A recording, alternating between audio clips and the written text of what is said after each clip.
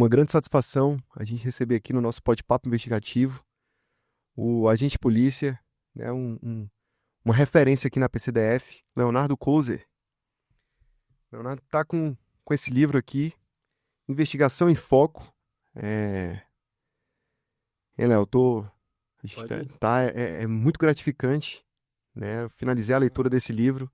Que bom. É algo que a gente já vai tratar lá com o Dr. Jean Carlos da escola, né? A Escola Superior de Polícia Civil, porque todo policial, acho que tem que ser obrigação de todo policial fazer a leitura, né? Então a gente quer agora discutir aqui com você, discutir também a grande presença aqui do agente de polícia, o Marlos Vinícius, né? Acho que vocês dois você é chefe de SIC, né? Isso. Seção de Investigação de Crimes Violentos da 9ª Delegacia.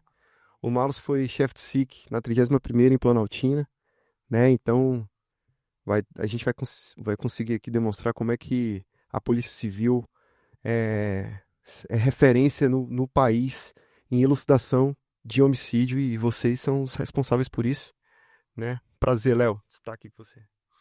Opa, o prazer é meu, né? Eu agradeço muito esse convite que o Simpol ele fez a mim. Estou aqui presente para a gente falar sobre investigação criminal, sobre a nossa Polícia Civil, sobre o livro que eu acabei de publicar. Prazer falar com o Marlos também, grande investigador, um grande policial. E é isso.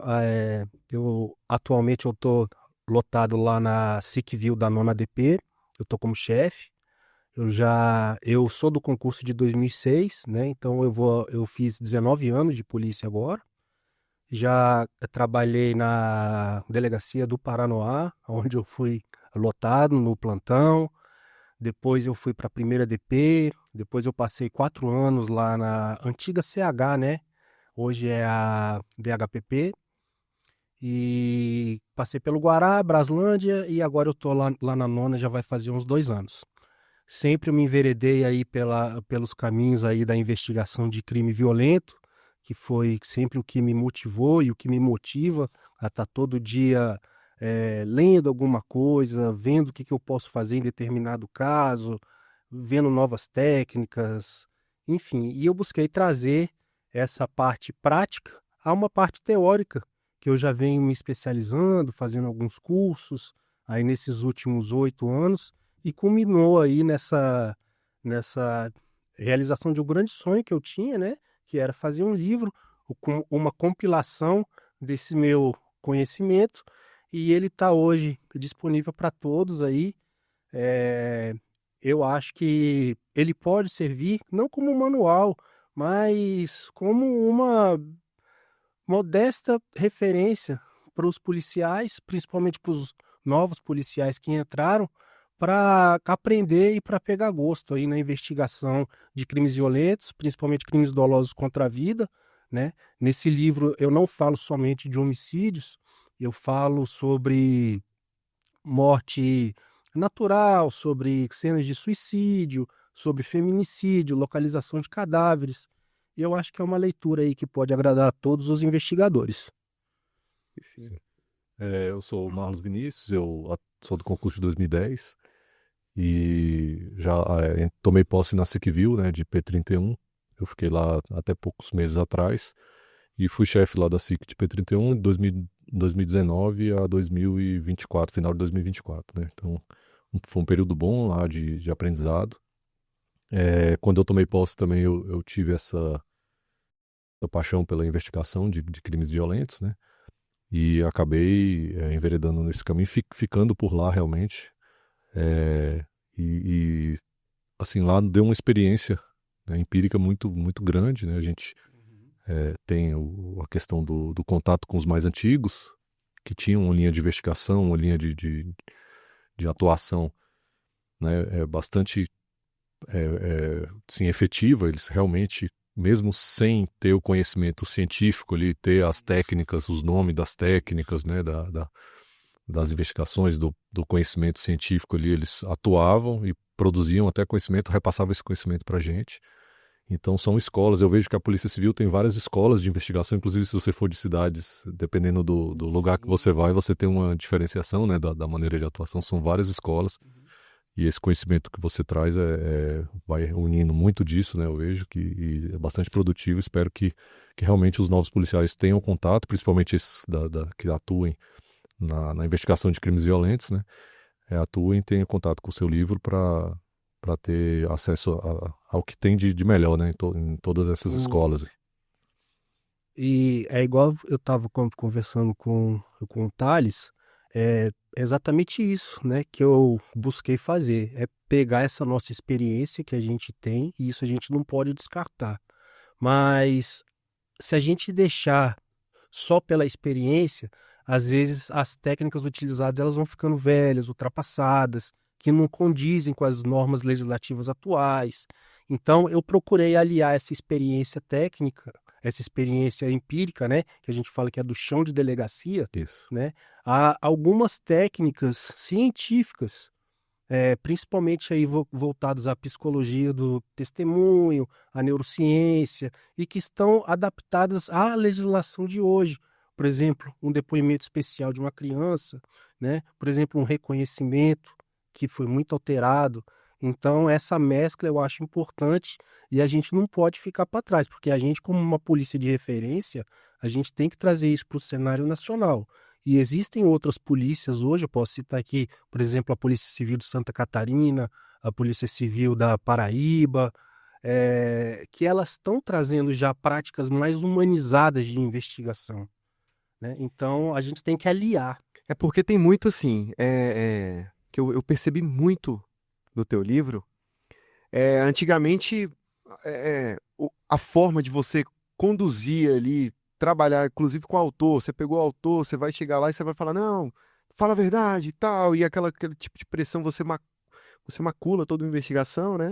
Essa questão mudou, e aí eu acho que para você chegar ao resultado, né? Acho que meu primeiro dia de delegacia, os caras chegaram e falaram, ó, nós trabalhamos com o resultado, nosso foco aqui é a condenação, né?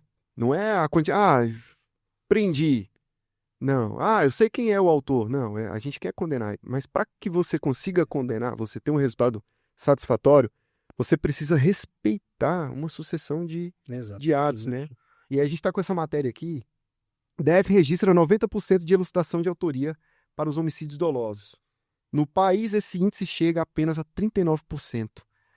Então, eu queria saber, desde o início, né, que vocês explicassem qual é a razão de o Distrito Federal ser referência na elucidação de homicídio. Onde que inicia ali a investigação a partir da notícia do fato, né, do homicídio?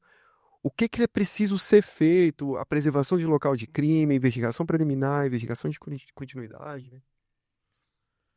Eu acredito que, assim, na experiência que eu tive, a principal diferenciação da Polícia Civil do DF em relação ao índice de elucidação em relação à média nacional e dos outros estados, primeiro é o domínio de área. A gente tem a delegacia circunscricional bem próxima da comunidade, vamos dizer assim, da cena do crime, da natureza ali, daquela dinâmica daquele crime, daquela localidade. Então, assim, a gente tem a SIC-Views, SICs, né, em todas as cidades satélites. A gente tem a coordenação também, tem uma especializada. Então, assim, você é capaz hoje, e agora inclusive depois da implantação do PEL, né, da equipe de preservação de local específica, já treinada, você tem a condição de atender todos os locais de crime, com investigação preliminar. Né? Você vai ter alguns problemas ainda aí de atuação entre as forças de segurança, né? Existe esse problema, a gente ainda sofre um pouco dessa ocupação. A Polícia Civil realmente tem que ser a primeira a tomar conta daquele local, e a gente tem que ter a colaboração das outras forças para entender que essa investigação preliminar ela vai ser essencial para a elucidação do crime. Então, quanto mais eu preservar o local, mais eu preservar as testemunhas, os suspeitos, né, toda aquela os atores envolvidos naquele homicídio ali, quanto mais eu preservar aquilo para a investigação, o melhor vai ser o resultado.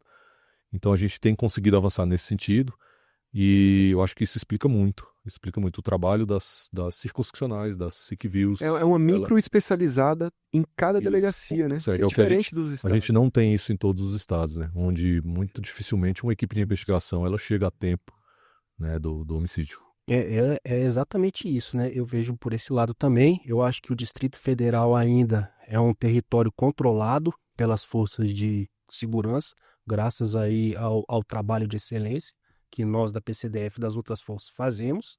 E eu acho que a agilidade e o comprometimento em atender um local de crime violento, eu acho que faz toda a diferença para a gente ter esses índices relativamente bons. Eles são comparados a índices europeus, né? E isso que a gente tem uma quantidade proporcional de homicídio muito mais elevada do que certos países, né? Eu fiz, o ano passado eu fiz aquele curso junto com o pessoal lá da polícia da Espanha, que veio aqui para Brasília. Eles falaram que em 2023, salvo engano, eles tiveram 430 e poucas mortes em todo o país. A gente aqui, acho que o último ano a gente teve uma média de 38 mil mortes, né, de crimes violentos letais e intencionais. Então, eu acho que quem devia ensinar, às vezes, era a gente, porque a gente tem muito mais o know-how, muito mais experiência pela nossa casuística, né? Mas eu acho que isso que o Marlos falou, eu acho que é essencial. A cena do crime, ela é o coração da investigação, né? Os trabalhos preliminares feitos ali, a rapidez com que as equipes chegam até o local, né, ali no sentido de isolamento, preservação, manter a cadeia de custódia. Eu acho que tudo isso faz parte para que a gente tenha um índice elevado aí de elucidação desses crimes. E você traz muito a questão de sempre manter a tranquilidade, não sofrer a pressão, né? A população... Aconteceu um homicídio, deu uma repercussão. Você tem que manter a calma, a equipe tem que estar tranquila, né? A equipe tem que manter ciente da responsabilidade de trazer a verdade mesmo, não aquela correria, aquela que a gente vê muito ali, os atravessos também. Preciso dar uma resposta, Isso é né? E chega, às vezes apresenta um autor que não é, como a gente viu ali recentemente, né? Brasil afora, a gente vê, e aí não é, e acho que até dificulta essa questão de depois os caras terem que reformular, né, novamente a investigação e não sofrer aquela pressão. E um fator muito importante também é a perícia, né? A identificação do corpo. Porque quando a gente fala de homicídio, a gente acha que esse é um homicídio que aconteceu agora e ele foi noticiado. Mas quando você descobre um corpo, como que você enxerga assim, a importância dessa questão da tanatologia forense, os avanços, né? Como que a perícia interliga ali com a sessão? A investigação criminal em si, ela é multifacetada, né? Ela envolve várias áreas aí de conhecimento. Não adianta eu ser um bom investigador, né, com gana investigativa, mas eu só ficar nessa parte. Eu tenho que ver a parte pericial, eu tenho que ver a parte cartorária, enfim, é uma gama de elementos que vão fazer uma investigação criminal. Então, eu acho que o policial hoje ele tem que ter uma visão bem ampla, não só da sua parte investigativa, mas ter conhecimento sobre tanatologia forense, antropologia forense, sobre papiloscopia, sobre técnicas de informática ligadas à investigação, né? Eu estou estudando muito essa parte de cyber, né? De cyberinvestigação. Técnica de entrevista e interrogatório, também já na parte científica que você trata isso, bem. psicologia do testemunho, né? A gente lida com pessoas o tempo inteiro. Então, essa parte psicológica, essa parte comportamental, ela é muito importante para o policial. É porque eu vejo que quando eu entrei, o meu chefe já era voltado, ele não sabia, mas ele já era voltado para essa parte da entrevista cognitiva, assim, né? Da parte mais humanizada, entendeu? Ele já fazia muito rapport, inclusive ele falava que o pessoal comentava muito que ele entrava na mente. Ele falou assim, não, o Mário Alves, meu chefe, foi o primeiro chefe de SIC, né, meu primeiro professor, fala, não, ele entra na mente. O cara senta com ele ali, 5 minutos, cara, sem agressividade, senão naquela falinha mansa daquele, ele tira tudo do cara. E o cara nem percebe muitas vezes. Então, Entendeu? isso é excelente, não é? Isso é Quando a excelente. gente consegue uma informação sem uma coerção, sem uma intimidação. E ele era interessante que ele conversava muito naturalmente. Ele gostava de conhecer a família Uhum. dos suspeitos lá, porque normalmente a circunscricional, ela lida, principalmente a área das periferias, lida muito sempre com os mesmos suspeitos ali, né? Os mesmos indivíduos, os mesmos integrantes de gangue, ou aqueles envolvidos naqueles crimes. Então acaba que com o passar do tempo você vai conhecendo o autor ali, a família, a mãe, então ele usava isso. Falava, não, como é que vai sua mãe? Como é que tá seu pai? Eu chegava na mãe também para pegar alguma informação, eu conversava, ei senhora, como é que tá hoje? E o comércio, como é que estão as vendas? Aí ele naquela conversinha dele sempre, assim, a efetividade era muito grande. E isso, Marlos, eu acho que faz toda a diferença, né, para uma investigação. Porque você começa a conhecer já o âmago daquela comunidade, Isso. né? Você conhece não só ali as pessoas que são ligadas à marginalidade, mas os comerciantes, as pessoas de bem. Muito E se informante. acontecer um crime ali, você vai ter fontes para buscar informações. Isso é muito importante. Isso é Realmente, muito ele importante buscava isso. Eu lembro uma vez a gente tinha um foragido e aí ele já falou assim, não vamos atrás dele, não. De cara, porque pode assustar. E a gente pode dar um bote errado e assustar. Vamos na mãe dele que ela tem um comércio lá. Aí ele começou a conversar assim, e aí, senhora, como é que tá? Tudo bem? E o menino? E as vendas, como é que tá? Ela, hoje tá fraco. Dá até pra ficar sozinho aqui. Ele, mas você não tem ninguém pra te ajudar? Ela, não, meu filho me ajuda. Já era o filho que tava foragido, né? Ele costumava me ajudar aqui no comércio. Ele não tá aqui hoje não, senhora, na cidade trabalhando sozinho. Ele, não, ele foi jogar bola. Foi jogar bola com os meninos lá embaixo. A gente já sabia que ele tava lá no campo. Aí foi certinho, deu certo. Essa daí é uma técnica, né? Isso a gente chama que é elicitar a informação. Licitação, né? A pessoa ela não passa a sabia informação sem saber. sem perceber, sem você fazer uma pergunta direta. A ambientação é muito importante, né? Saber Exatamente. trabalhar essa questão. Como ele já conhecia aquela senhora, conhecia o ambiente, sabia que ela era uma pessoa muito simples, foi mais fácil de listar, né? Tipo, fazer a licitação dela, nem sabia que estava dando a informação. E aí a gente até conseguiu E eu prender acho isso direitinho. fantástico, cara. Você Então, tirar a informação sem que a pessoa perceba. Era uma escola que, apesar dele ser bem mais antigo, é uma escola que já vinha mudando, entendeu? Porque realmente tinha uma outra escola, já que a gente via dos mais antigos, mais daquele método Reed, né? Mais inquisitivo, né? Mais de arrochar, né? Bater na mesa e tal. Então a gente vai vendo essa diferenciação, justamente o que você falou, que é a adaptação da polícia às novas legislações, aos novos órgãos de controle, né? Então, ao que está sendo exigido no tribunal do júri, né? Então eu vejo que você trata isso bem também. E assim, aí eu pego um gancho um pouco com o que o Thales falou, com relação a gente fazer uma investigação bem feita, para que nas fases posteriores, né, tanto quando virar um processo criminal, a gente não ter subsídios superficiais, porque a gente foi atrás de informações robustas, né? E eu acho que isso também faz toda a diferença dentro da nossa investigação.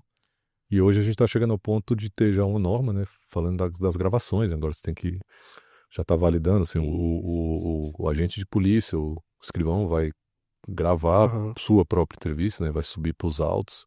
Já está tendo toda essa discussão também, né? Ou seja, vai... E até eu acho mais complicado, né? A gravação, não sei o que você pensa, porque você conversar e aplicar a técnica e tudo. Eu acho que eu penso um pouco igual você. Quando grava, ou seja, vai ter que ter uma nova abordagem, né? Isso. Para poder preparar o entrevistador, né? Porque ele vai tanto o entrevistador quanto o entrevistado, né? Exatamente. Tem muita gente que no natural a gente consegue aplicar a técnica e a pessoa fala, né? E quando fala assim, vai gravar, a pessoa já dá aquela travada. Eu vejo a gravação, né, como uma via inevitável da gente pegar. Mas até a gente conseguir implantar e até a gente conseguir um jeito melhor da gente adequar isso aí, porque é difícil às vezes a gente extrair uma informação sensível de uma pessoa. Nem relatar por escrito ela quer. Imagina falar que isso vai ser gravado, ela vai se retrair. Né? Então aí entra mais uma vez aí a gente ter um conhecimento científico de neurobiologia, psicologia, para a gente saber lidar e da melhor forma da gente inserir a gravação dentro de um contexto de entrevista, para a gente conseguir algumas informações.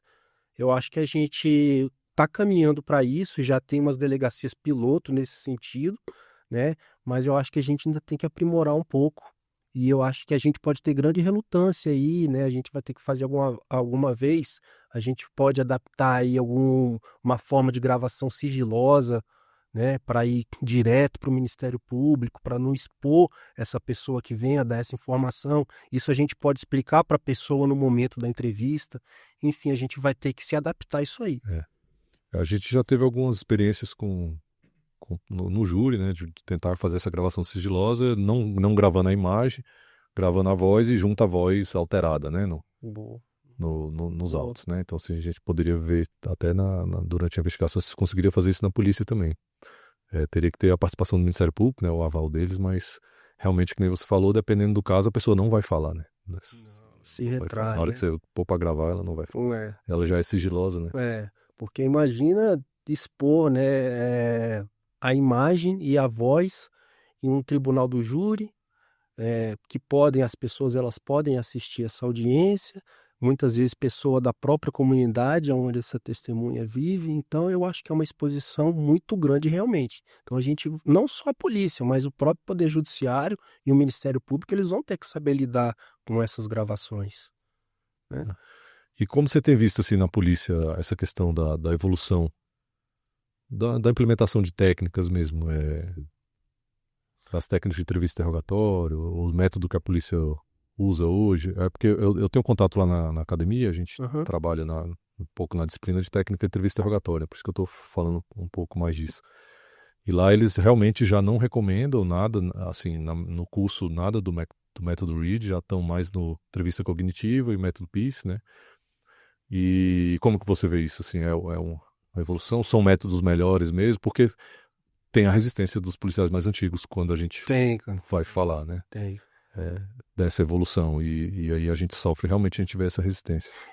Eu acho que essa resistência, às vezes, é muito pelo imediatismo que a gente estava falando aqui, né? Às vezes a gente usa uma técnica mais coercitiva para a gente ter um resultado mais na hora, mais rápido, né? E muitas vezes esse resultado mais rápido ele não vai trazer uma sustentabilidade boa para a nossa investigação. Às vezes a gente consegue uma confissão, mas é uma falsa confissão. A técnica Reed, né, que ainda é bastante utilizada nos Estados Unidos, ela objetiva a confissão. Já uma técnica de entrevista investigativa, o método PICE, que foi criado na Inglaterra, ele busca o ganho de informação.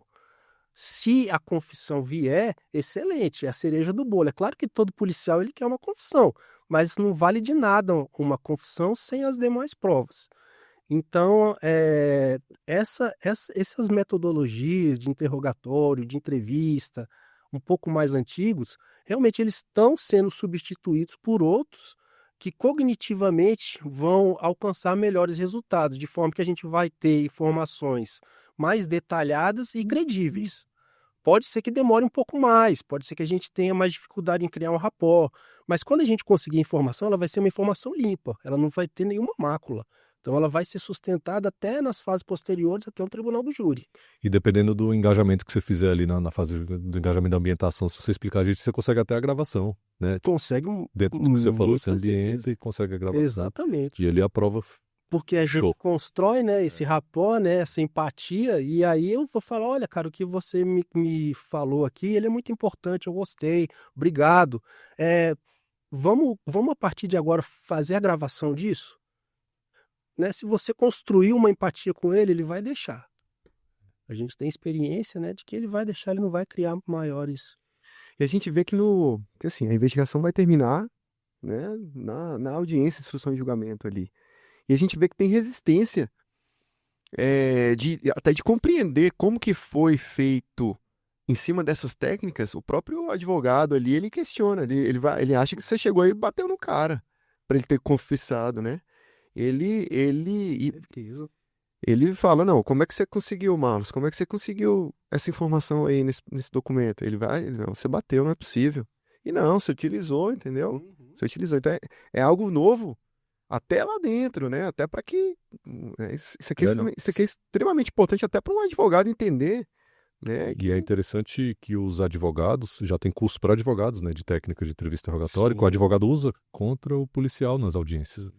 Então, o advogado também está ciente disso, ele também está tentando, inclusive, é bem preocupante, porque tem advogados, e aí a gente tem casos que foi publicados aí na imprensa, advogados ligados a organizações criminosas, que estavam tentando enlistar policiais. Então, ele no corredor do fórum, em alguma coisa, ele fica conversando, e ele buscando informação do policial, ele aplicando técnica nele, e o policial, de repente, falando alguma coisa Nada. sem perceber que estava passando informação, né? As teses defensivas, né? Muitas vezes ela vem exatamente nesse sentido, de desqualificar a investigação que o policial fez, né? Ele está jogando o jogo dele, como a gente fala, né? Então a gente tem que ficar precavido já. Quando a gente vai para uma audiência, né? Tem até um capítulo que eu falo sobre audiência, né? Sobre júri. A gente tem que ir preparado, né? A gente tem que ler toda a investigação que a gente fez, porque o bom investigador, ele não vai se contentar com uma prisão ali cautelar, uma prisão temporária. Não, ele quer que o sujeito que cometeu o delito seja punido de acordo com a lei, seja condenado, né? Então eu acho que isso aí, ele é muito importante, como o policial se comportar dentro de uma audiência. E às vezes ele vai ter um embate com o advogado. Por isso que você tem que estar preparado, porque o advogado ele vai estar. Você me trouxe um insight aí que a gente fala muito, a gente escuta muito. A polícia prende e a justiça solta. Eu acho que dentro da investigação, nós, policiais civis, a gente tem que analisar isso com muita ressalva, porque a experiência que eu tive de delegacia mesmo, praticamente todas as prisões realizadas pela Polícia Civil, a gente prende e a justiça mantém preso. É exatamente esse aperfeiçoamento aqui, porque assim, eu fui lá, peguei em flagrante, descobri, vi o autor ali, e tá, mas e aí? O que você consegue materializar para poder manter aquela pessoa presa? O que você traz de informação para convencer o judiciário, o Ministério Público, de demonstrar os requisitos de uma prisão preventiva ou temporária para falar, ó, esse cara aqui, eu preciso que ele se mantenha preso. Porque aí tem policial lá fora que fala, a gente foi lá, prendeu dessa forma e o juiz soltou. Tá, mas o que você levou, né, de informação para colocar no papel a necessidade de preencher os requisitos, que é essa questão legal, né? E tudo isso vem, soma a esse profissionalismo, a buscar esse tipo de conhecimento e essas técnicas. Porque fora disso, você vai ver a justiça soltando. Porque o juiz ele vai aplicar a lei, o juiz ele não está lá para agir com emoção. Sim. Porque o policial, muitas das vezes, você traz isso no seu livro. Os vieses, né? Isso. Eu queria que você falasse sobre os vieses ali. O policial, ele já, não, aquele cara lá já é o vagabundo, já é o traficante que eu conheço, já conheço a fama, e aí ele vai, se ele não tiver um profissionalismo ali de lidar com o fato, ele coloca tudo a perder. E aí ele vem esse bordão de a polícia prende a justiça solta, porque ele mesmo já iniciou viciado ali. Então a gente tem que, né, fazer esse Marlos, eu acho que isso é uma questão muito difícil da gente, como investigador, a gente lidar, né? Porque todos nós temos vieses, Sim. né? Isso faz parte do nosso cotidiano, né? Da nossa biologia. Então, imagina você investigando um homicídio, aí você que está com um suspeito, aí você vai puxar a ficha criminal desse suspeito, ele já tem 2 homicídios, já tem um roubo, já tem um tráfico. Cara, De repente ele já era inimigo da vítima, e você fala assim, ele acabou, pronto, acabou. Você não quer mais saber de nada, você só vai querer confirmar. Né? O viés de confirmação. o viés de Você confirmação. só vai querer confirmar. Que É só para confirmar, exatamente. Você É o túnel, é a visão de túnel, né? Então, isso aí é difícil, cara. difícil. Isso aí é difícil, mas a gente tem que saber lidar com isso, a gente tem que ser imparcial, porque senão a gente vai cegar nossa investigação e vai direcionar para um lado só. E aí os advogados, igual a gente estava falando aqui, eles vão perguntar, uai, mas por que vocês não investigaram aquele outro cara também que porque tinha inimizade com eles? Você cai numa situação perigosa que é selecionar a prova, né? Isso. Você só seleciona, Eu só só vai vou pro querer relatório o que interessa, né? muitas vezes tá gritando lá outra coisa Isso. e você não. É muito difícil isso aí, mas é uma adaptação dessas que a gente está falando que a gente tem que trazer hoje para a Lá investigação. quando eu trabalhava lá, que eu achava legal, assim, que diminuía um pouco desse viés, era compartilhar um pouco as visões, né? Ah, sim, Aí ajuda não muito. era só um que sabia da investigação, né? Tipo, tinha outro ali que sabia também. Teve uma época da gente assinar, dois Sim. policiais assinavam um relatório. Aí depois o efetivo ficou muito baixo, não tinha como Isso. mais fazer isso. E aí era muita audiência, né? Mas normalmente um colega alertava o outro, fala assim, rapaz, apesar de estar tudo, e tem isso aqui, e isso aqui é muito importante. Aí vinha e acabava convencendo. Mas, hein, Marlos, mas eu acho que essa interação entre a sessão de investigação, quando dá para fazer, eu acho que ela é excelente, cara. Porque tem outras visões, tem outros pensamentos, tem outras ideias, né? Às vezes o policial ele marca uma entrevista para um dia, o policial ele não pode ir por alguma razão, mas o outro ele sabe da investigação. Né? Então eu sei que é difícil às vezes, mas eu acho que compartilhar casos entre a própria sessão de investigação enriquece muito e é muito importante.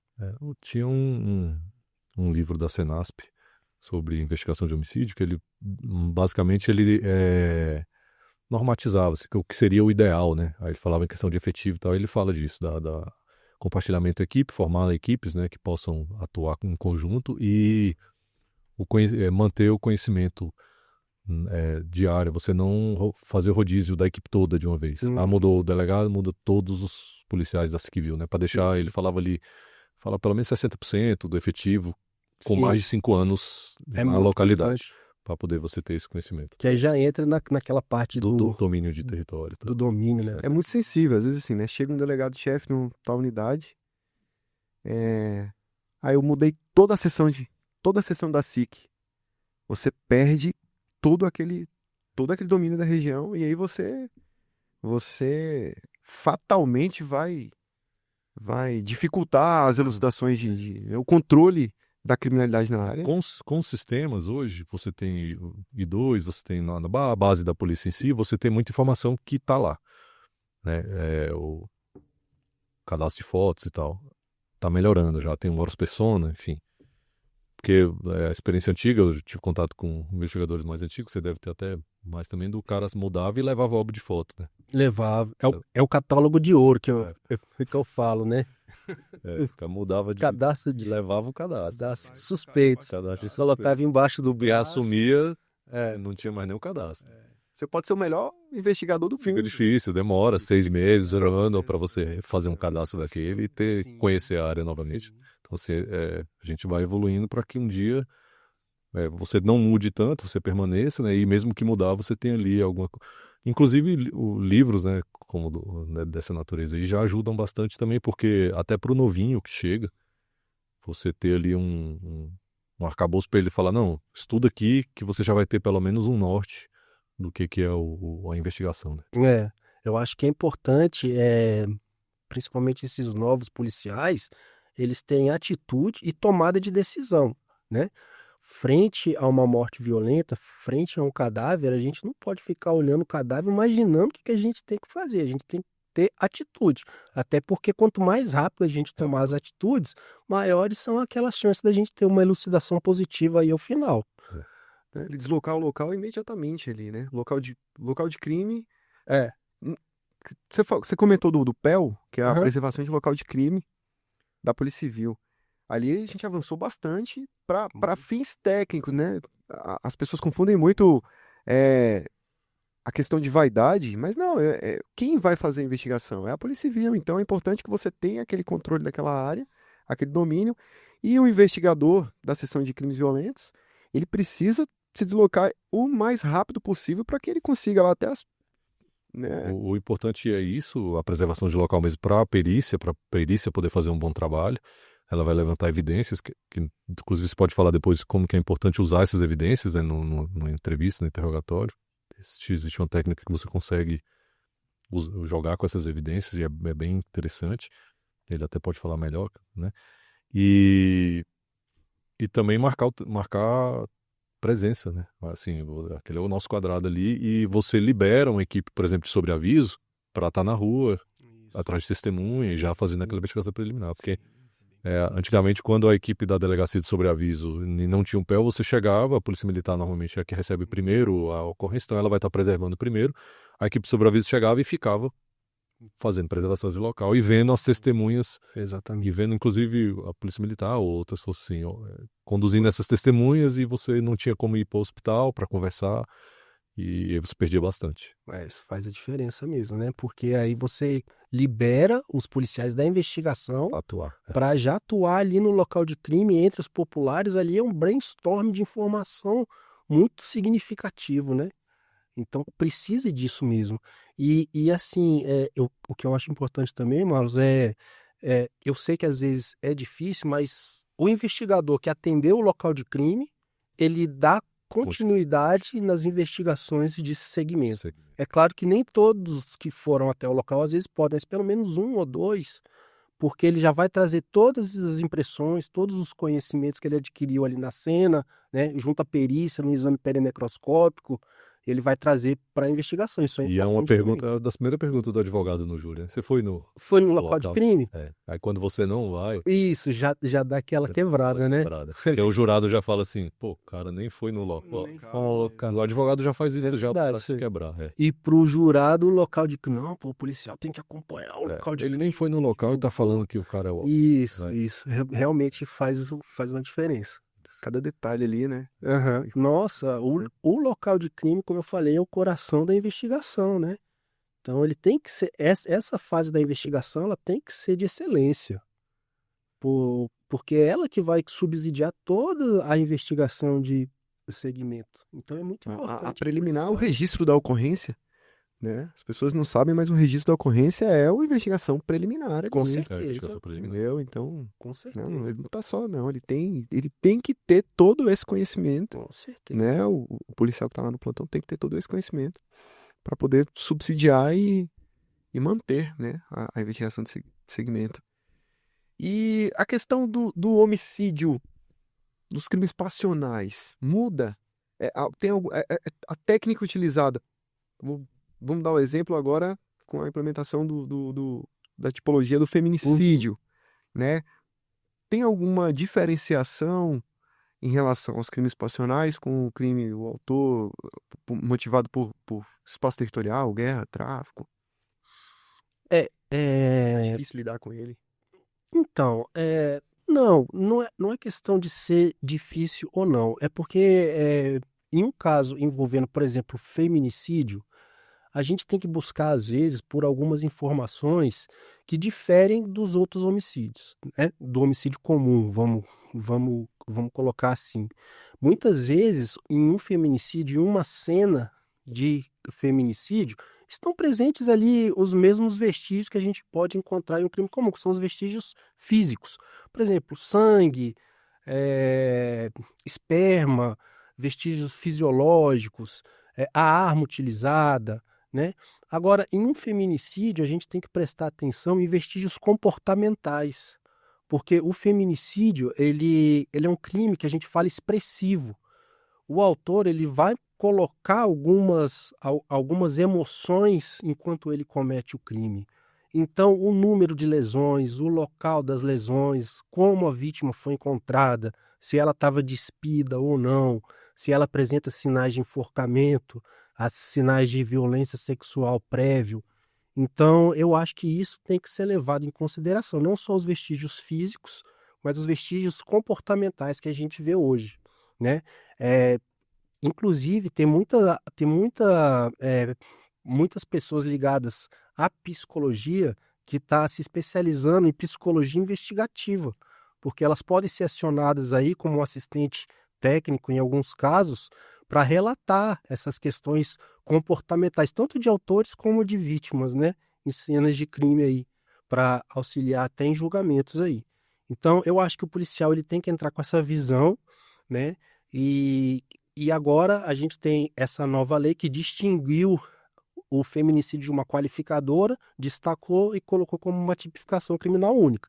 Então, a investigação criminal relacionada a feminicídio tem que subsidiar exatamente, trazer informações para caracterizar esse crime de gênero, para que dê suporte para a gente ter uma condenação. E as entrevistas, assim, a técnica, o rapport com as pessoas envolvidas nesses crimes de feminicídio, nos crimes passionais, acho que chega a ser mais importante do que o outro, né? Porque envolve a questão emocional, então, quando você... Porque a gente é levado pela emoção ali, né? Você fala, o pai com uma criança, né? Então você vai ser levado pela emoção, você perde toda a questão Isso. técnica, né? Chega a ser mais difícil e você tem que aplicar para poder conseguir manter. Eu vejo uma dificuldade nesse caso é a culpa, né? Ou muitas vezes o autor do feminicídio ou de um crime extremamente grave, né? Dessa forma, ele, assim, muitas vezes, se não tiver muito claro, que ele fosse já não tiver algum tipo de suspeita, ele percebe ali que pode se safar alguma coisa, você conseguir uma confissão dele, alguma coisa, é bem complicado porque por causa da culpa, né? Ele carrega uma culpa muito grande. Sim, por isso que ele falou, você tem que ver o histórico comportamental, quem é esse indivíduo, né? Histórico de violência doméstica, como é que tá essa situação, até para ele... Porque muitas vezes, até chega no final, ele vai querer culpar a vítima, né? Em alguns casos, você tá conversando com ele, não, eu fiz isso porque ela me traiu, porque vai querer jogar alguma coisa para que ganhe o seu... Assim, pra você não ficar julgando ele como o cara mais errado do mundo e tal. É a projeção de culpa, né? Projeção de Porque culpa. isso eu acho que psicologicamente para ele afasta um pouco ele do crime. Isso. Né? No feminicídio a gente vai ver muito essa projeção da culpa. Ele vai tentar estupro também, algumas vezes. Interessante o que você falou, porque às vezes o autor, ele posteriormente ao ato, ele se sente tão culpado e tão envergonhado, às vezes, né, perante ali, que ele comete suicídio. Suicídio, exatamente. Né? Então tem vários casos de feminicídio seguidos de suicídio. Né? Suicídio. Por causa dessa questão, realmente é muito forte nesses casos passionais. Eu lembro de um caso que o autor cometeu feminicídio e também matou a sogra. E foram 2 vítimas, né? Então foi um duplo feminicídio. E aí a grande dificuldade durante a oitiva dele foi essa questão da culpa.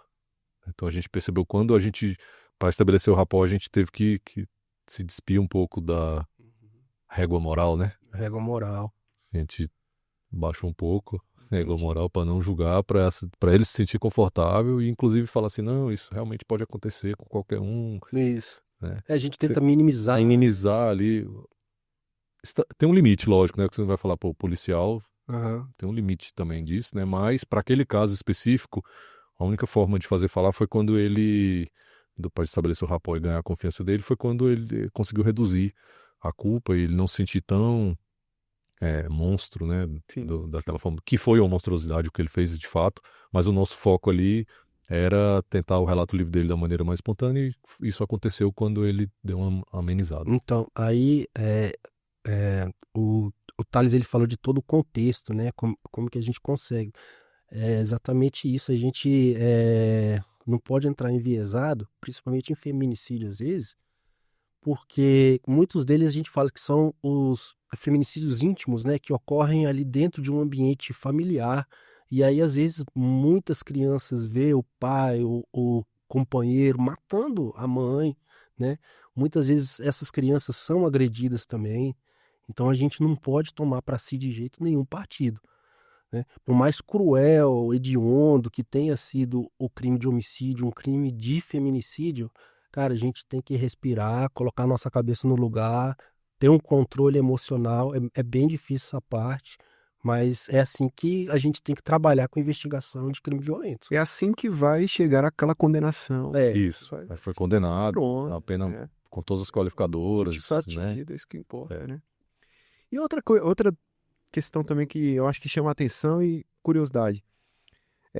Psicopata. Como é que trabalha? É, a gente, a gente teve em Planaltina o caso do um serial killer, né? O Marinésio. Como é que funciona a aplicação dessas técnicas de investigação relacionada ao psicopata ou é irrelevante, ignora?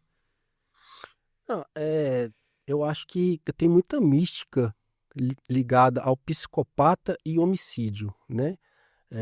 Aliás, são poucos homicidas que têm um diagnóstico de psicopatia. Disfunção social. E isso. Hoje a gente fala até de transtorno de personalidade antissocial, Antissocial, transtorno de né? personalidade. Isso. Que engloba a psicopatia, tá? Mas nem todo psicopata ele vai cometer homicídio, né? O psicopata a gente pode ter aí demonstrando sinais em várias outras esferas aí. Existem, de fato, os homicidas em série, que são os serial killers, que é uma denominação que o pessoal lá do FBI criou, né? Que são homicídios que cometem, aí tem uma certa briga, mas vamos colocar aqui 3 ou mais homicídios durante a sua vida criminosa em diferentes locais e hoje em dia por qualquer motivação, né? E por qualquer meio. Então isso é uma definição que a gente tem hoje para um serial killer. No Brasil, a gente acha que tem pouco serial killer, mas não, a gente tem serial killer. O difícil é ligar esse crime à mesma pessoa. Nos Estados Unidos, por exemplo, eles têm um banco de modus operandi de serial killers. Então, se um cara mata um indivíduo estrangulado e deixa uma assinatura dele lá no estado da Califórnia e comete um outro lá no estado de Nova York, eles podem vincular esse crime. Então, o difícil da gente falar que uma pessoa é um serial killer é exatamente a ligação entre esses crimes, tá? Mas não necessariamente o psicopata é aquele cara que comete homicídio. Isso aí acho que não... Porque a gente vamos ter o autor de homicídio, até que tenha cometido vários homicídios, mas ele tem uma empatia em casa, né? Tem uma empatia com o núcleo familiar dele, assim, o cara, sim, né? Ele né? tem empatia. Você vê o ambiente familiar, ele é uma pessoa e a gente vê a questão do psicopata, né? Do que tem um transtorno mesmo, a empatia dele, a ausência, inclusive Em casa, em né? casa. E seja, tem casos que o cara não tem empatia com ninguém, né? Assim, ele não tem empatia com criança, nem com a mãe, né? Ninguém para ele porta já um traço mais forte dessa questão da psicopatia, né? E nem todo homicida apresenta isso, né? Não, eu acho que é exatamente esse é o ponto. Um psicopata diagnosticado, ele vai ter a régua moral dele vai ser um pouco mais abaixo, né? Se ele vê um cadáver aqui, a gente passa longe. O psicopata, às vezes, ele vai passar por cima. Ele não tem essa tomada de perspectiva com relação a outra pessoa, essa empatia, essa emoção. A emoção dele é incompatível, às vezes, com a régua moral da nossa sociedade. Eu acho que é mais ou menos por aí. Eu perguntei porque, assim, naquele caso lá de Planaltina, ele veio a confessar. E, sim, foram técnicas. Ele foi muito trabalhado de forma técnica ali, de forma muito profissional, até o ponto dele chegar e abrir, não só um, todos. E aí, dentro dessa frieza, porque quando você estabelece essa ambientação, rapport, é para pessoas normais que se sentem ali, tá acuado e tudo. E o psicopata, ele não vai estar preocupado com isso, né? E aí, para você conseguir uma confissão de um psicopata é mais difícil, né? Você tem que utilizar tudo aquilo e até ao ponto, né? Entendeu? Não é fácil mesmo, né? Psicopata, Né? Não vai ser ali. Às vezes você vai ter que entrevistar o cara mais de uma vez. E tem casos assim. Tem um serial killer dos Estados Unidos, não lembro o nome dele agora, é alguma coisa Little. Ele matou, acho que 98 mulheres. E o policial que conseguiu arrancar a informação dele, ele passou quase um mês conversando com esse cara. Ele sentava do lado dele, ele pegava um jornal, abria e falava de esporte com ele. O autor ele gostava de boxe, e aí ele colocava a página de boxe e ele mostrava para ele, pô, tu viu essa luta aqui? Teve que virar amigo antes. Virar amigo, Antes de. né? E depois de muito tempo, Ele falou de vários crimes que ele cometeu. E esse caso é interessante. Depois que ele começou a abrir sobre as mortes, ele desenhou o rosto de várias mulheres que ele matou. Se vocês colocarem na internet aí, tem vários desenhos que ele fez. Esse caso do Marinés mesmo é interessante porque você tinha ele já estava preso, já estava em prisão temporária e você ainda não tinha localização do corpo. Então a maior agonia é aí a questão do imediatismo, né? A gente queria saber, na verdade, a equipe toda lá estava empenhada em saber está viva ou está morta, e se está morta onde, né? E onde que está. E ele negava, né? De princípio ele negava o homicídio, né? O feminicídio, no caso. E aí chega um ponto da investigação que ele já chega um advogado de defesa. E aí você já fica mais complicado, porque você tem uma técnica até então e você já vai ter agora ele com a defesa. Então a defesa, a ambientação passa também por explicar para a defesa como é que estava a investigação, em que ponto que estava, né? Uhum. E aí foi muito interessante que esse primeiro advogado que teve com ele, a gente decidiu fazer o rapport com o advogado, com a defesa. Vamos abrir tudo aqui com o advogado e vamos conversar com ele, vamos ambientar, vamos expor tudinho até o ponto que está e o que está da investigação. Ah, mas é muito arriscado, porque isso é o advogado. Mas é o que tem para agora, porque assim, a gente já tentou conversar com ele aqui, ele não está colaborativo em relação a indicar onde está o corpo, porque se ele indicar, ele já é confissão, né? Já é a admissão de culpa. E o advogado falou, não, entendeu. Inclusive ela era estudante de direito, né? A gente fala para ele, vai ser um futuro advogado. E aí foi interessante que com essa ambientação e aplicação dessa técnica com o advogado, com a defesa e com ele, posteriormente, aí ele foi colaborativo. Ele conseguiu a colaboração do advogado até antes de começar a oitiva com ele. Uma das técnicas utilizadas para a gente conseguir uma admissão de culpa, é até interessante esse termo que você colocou aqui, que hoje dentro de uma investigação ética, o termo confissão ele está caindo até em desuso, né? Porque ele traz toda uma carga pejorativa aí atrelada, né?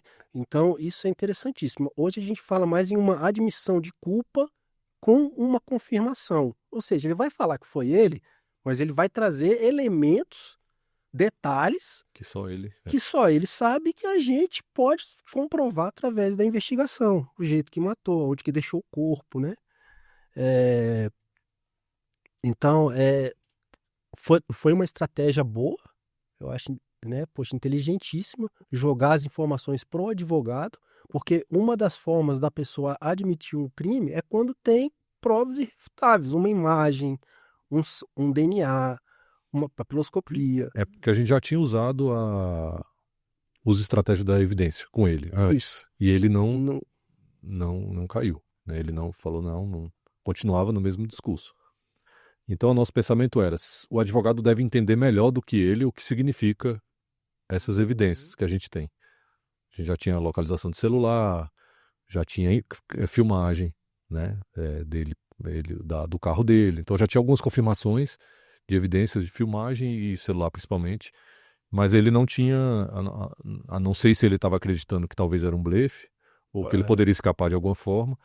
E a nossa ideia era, se a gente fazer o advogado entender o que a gente já tem e que ele vai ficar preso, mesmo que a gente só está precisando realmente localizar esse corpo, né, talvez ele consiga falar com ele e aí foi dessa forma. Excelente. O que vocês já tiveram de maior dificuldade ali na ilustração do homicídio? Ou uma situação ali, o que vocês podem contar? Falar assim, esse aqui foi complicado por isso, aquilo. Tem esse caso do Marinés, mas... Paranoá, Planaltina. Eu, por exemplo, eu trabalhei em Braslândia, né? 2 anos e 4 meses em Braslândia. E lá é uma área, é extensa a área rural ali, né? Muita região ali faz divisa com Goiás. Então, eu já atendi casos de homicídio lá que acontecia nessas zonas rurais e que não tinha uma testemunha, acontecia à noite, não tem câmeras de segurança, né? Não tem informante, Enfim, são muito escassos esses elementos. Então, realmente, isso dificulta a investigação. E aí eu acho que entra um pouco a cyberinvestigação. Porque, às vezes, a pessoa que cometeu o crime ali, ele vai estar com o celularzinho dele ali. Opa, já pode ser alguma coisa, a gente já pode tentar alguma coisa com relação ao celular. Mas, realmente, crimes nessas condições são muito difíceis, né? Então, às vezes, a gente não vai ter informação na hora, a gente vai ter informação 2, 3 meses depois, cai uma denúncia e a gente pode começar uma linha investigativa. Ali era bem complicado. Sim. Sem corpo, sem. Às vezes sem corpo, né? Que era o caso da Muito, situação do Marinette. sem corpo dificulta ainda mais, né? Porque a gente não tem a identificação de fato científica da vítima, né? Tinha um colega meu, ele é até policial militar. E um dos casos lá da 31ª, ele, caramba, como é que vocês conseguiram isso e tal? É muito assim, é um conjunto de fatores, né? Multifacetado ali, a expertise, a experiência, a questão cyber. A gente tem É, caso um recurso recente muito- lá de condenado, 2 autores condenados, a vítima não é identificada até hoje. Porque ela veio de algum lugar aí, era pessoa em situação de rua, assassinada na rua, não tem RG no DF, mandou o necropropiloscópico, né, para as outras unidades, até hoje não recebeu retorno. Os autores já estão condenados no júri, mas a vítima ainda não é identificada. Acho que é a parte mais difícil. Os outros estados têm os índices de elucidação aquém, é muito da falta de identificação da vítima. Acho que a primeira coisa que você precisa de informação eu preciso saber quem é aquela Aí vítima. quando você começa sem Entendeu? saber a vítima, é mais complicado, né? Tem estado que passa anos ali, anos sem identificar aquele corpo. Sim. Como é que você vai elucidar? Uma das diretrizes da investigação de homicídio é a gente saber quem é a vítima, A vítima. porque o homicídio ele resulta de uma motivação prévia, né? Todo homicídio é de motivação necessária. Então, provavelmente teve uma relação da vítima com o autor. Então, se a gente souber quem é a vítima, a gente vai buscar na biografia dessa pessoa possível autoria. Se a gente não sabe quem é a vítima, a gente fica meio cego. Sim, com certeza. Eu fui estagiário, sou formado em Direito, né? Fui estagiário lá no Ministério Público, fiz estágio no MP, lá em Planaltina, até com a promotora doutora Vivian. Aprendi muito, eu fazia os júris com ela, né? A assistência, eu era o assistente de acusação dela ali, né? Fazia sustentações orais junto. E tem todo o conjunto ali da investigação, mas eu aprendi muito lá no Ministério Público antes, né? Antes de estar na polícia, óbvio. A gente já ia direto no relatório de investigação do Cana. É ali que tinha tudo, né? Relatório de investigação do Cana. E é o Cana que vai finalizar e vai sentar lá perante o juiz, o advogado e o promotor e vai sustentar toda essa investigação. Então, eu acho que é isso que vocês fazem com muita excelência, né? Que nós fazemos com muita excelência. Eu queria até tirar uma dúvida contigo, ver o que você pensa sobre o assunto, né? Que a gente vê muitos, principalmente os policiais que estão entrando, a gente participou de um curso e eu vi alguns falando sobre a questão de uso de inteligência artificial e análise de credibilidade em depoimentos que hoje você joga. Existem alguns protocolos, né, que tentam fazer análise de credibilidade baseado apenas na análise de texto, né? E detecção de mentira também. Como é que você vê isso? Isso porque fica tentando adivinhar, né? Ou também você estudou bem a parte da psicologia, da linguagem não verbal, e eu vejo muitos policiais falando, estou estudando, e aí o comportamento, ele cruzou o braço, ele fez isso, ele está mentindo e tal, já fica tentando, o investigador, ou por si só, com o uso de IA, alguma forma, tentando ser um detector de mentira, né? Nossa, Que você pensa? esse tema eu adoro de falar, né? Estudo bastante com relação a isso aí, mas eu posso te falar o seguinte, não existe detecção de mentira. Isso é mito, tá? Então, quem vier com esse papo de que consegue distinguir verdade e mentira, principalmente em tempo real, em uma entrevista, isso não existe, tá? A gente tem estudos do comportamento não verbal que vão auxiliar uma pessoa já preparada para extrair algumas informações sensíveis, mas longe de distinguir se a pessoa ela está mentindo ou não. Por exemplo, não existe um nariz de Pinóquio que a gente fala, não existe um sinal característico da mentira. A pessoa ela cruzou o braço, quer dizer que ela está retraída e que ela não vai falar. Não, ela pode estar com frio, né? Poxa, eu tô aqui, mas eu tô conversando, eu tô calmo, não tô ansioso, né? Inclusive, o tal do polígrafo, ele está sendo abolido até nos Estados Unidos, porque ele só vê uma parte, que é a psicofisiologia da pessoa, e isso pode ser manipulada, isso não condiz com a realidade. Então, os Estados Unidos, a metodologia READ, antes de você entrar na metodologia mesmo, a pessoa ela passa por uma detecção de mentira, entre aspas, e eles são aptos a falar, não, se a gente acha que ele está mentindo, 70% de chance dele estar mentindo, então agora a gente vai tratar ele como suspeito. E aí eles fazem toda a técnica rídica de coação. Então, muitas vezes, assim, a vítima teve contato numa sala de reconhecimento, aí viu o autor, começou a chorar, não, então é certeza, porque é ele, porque muitas vezes a gente vê isso. Vê isso. A reação da vítima fala, não, na hora que ela viu, ela a gente chorou. Tem que ter muito cuidado com isso aí, né? E aí, traz isso como indicativo de que é a certeza do reconhecimento.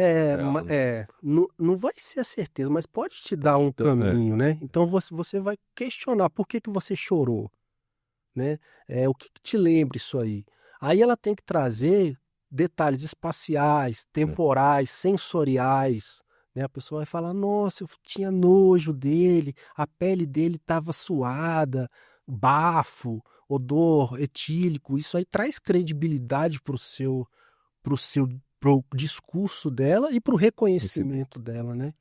Queria agradecer a participação, Léo. Se você quiser aproveitar a oportunidade para finalizar aí, o Marlos. Uhum. Pô, é um prazer enorme estar aqui com vocês, né? Junto a essa iniciativa aqui dos diretores de comunicação do Simpol.